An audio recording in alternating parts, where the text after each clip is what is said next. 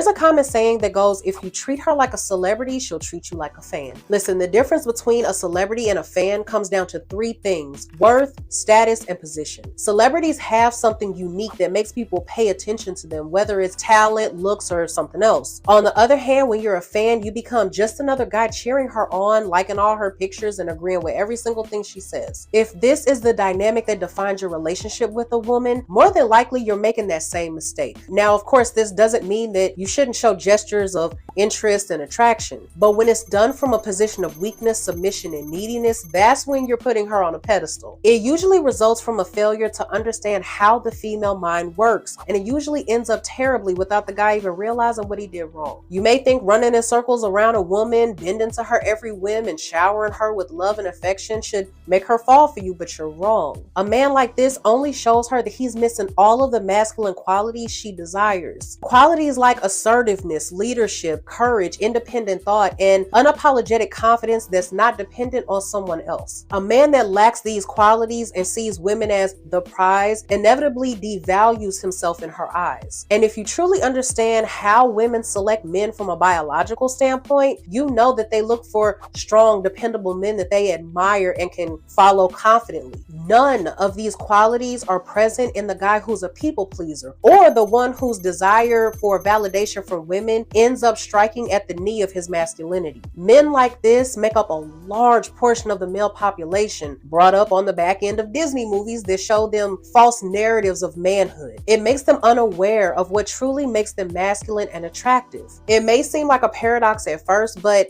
this is also partly the reason why a lot of women fall for the bad boy type. These guys do swing to the complete opposite side of the spectrum, but the draw for a lot of women is they display a degree of masculinity and assertiveness that make them desirable. Real women don't want to be put on a pedestal. They don't want a man that defers to them for every decision and centers his entire life around them. A man like this is exciting precisely because he holds his own frame and he makes the woman a part of it.